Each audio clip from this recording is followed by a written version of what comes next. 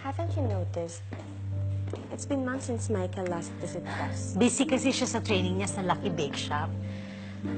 Johnny, sumusunod na sa yapak mo si Michael. Sooner or later, magiging kasing husay at kasing galing siya ni Master Javier, ang iyong mentor. Oh, no, aren't you proud of your son? Kitang, basta si Madam Irene na nagsasalita, offline talaga si Mr. President. Manahimik ka. Having said that, I think it's about time na bigyan mo na siya ng mas mataas na posisyon sa kumpanya. Johnny, are you listening to me? Sabi ko sa'yo eh, offline talaga. Mahina ang wifi. Madam, konting push pa. Johnny, I said it's about time.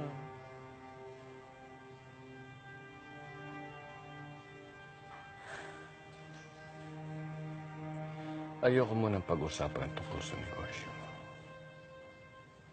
Eh, di na naman tungkol sa negosyo ito. Tungkol ito kay Michael, sa anak mo. Sa anak natin, your one and only son.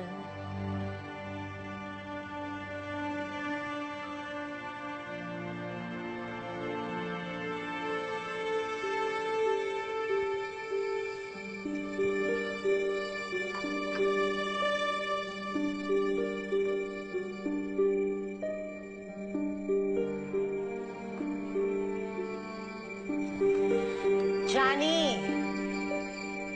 Ayan. Kakapush mo, mas lalong na-loss.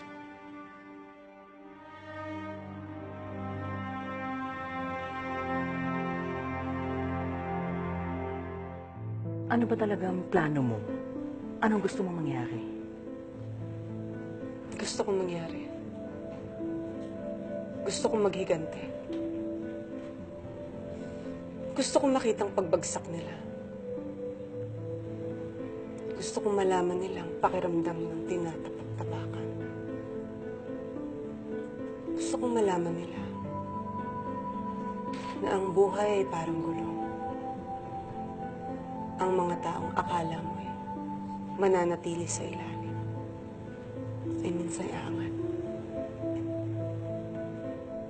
At silang mga nasa rurok ng tagumpay, silang mga makapangyarihan, silang matatayog ang lipad.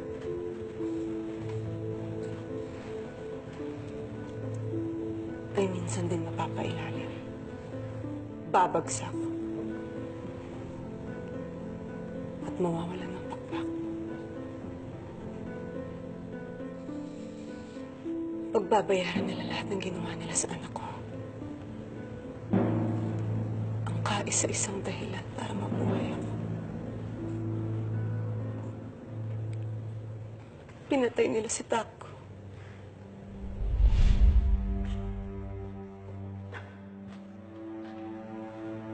Sino kayo?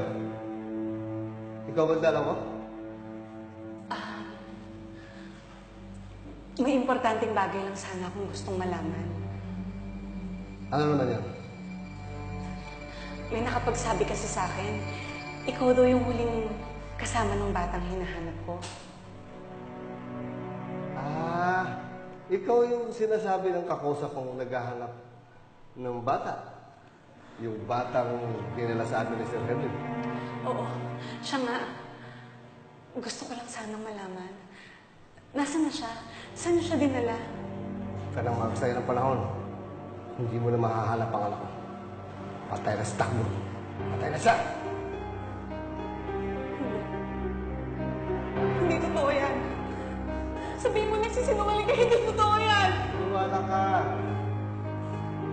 Kaysa sa umasa ka sa wala. Nangiyak ka! Hindi totoo yan! Kalaban namin yung anak ko. Wala na siyang kasalanan. Bakit niyo siya dinamay? Takbo! Takbo, anak ko!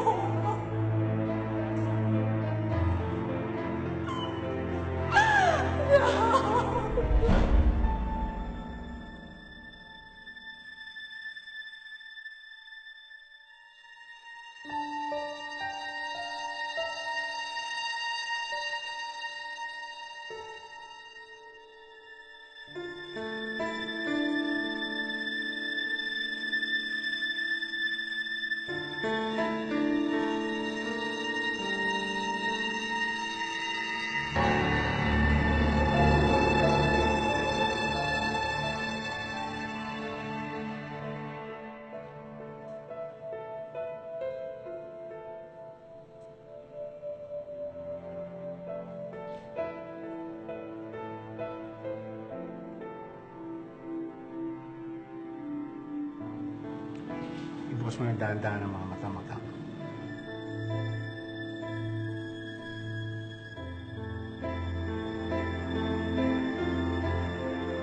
May nakikita ka ba?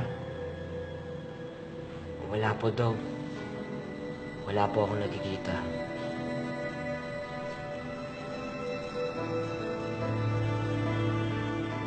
Wala pa rin. Wala pa rin, Dog. Paano kung hindi ko na siya makita?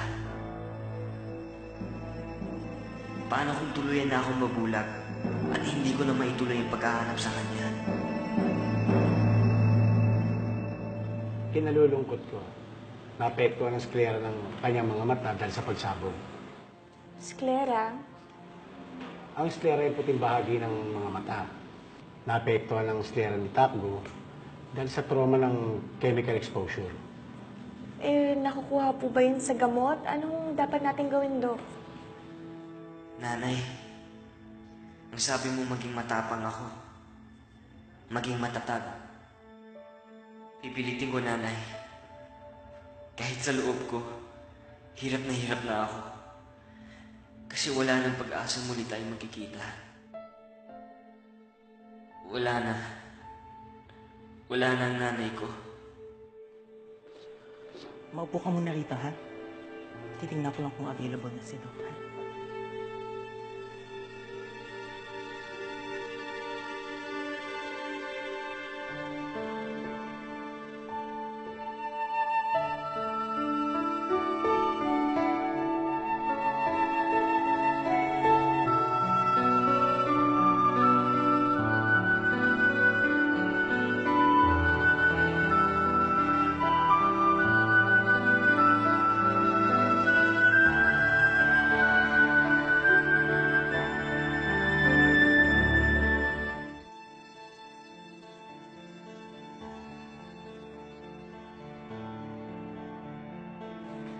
Halika na.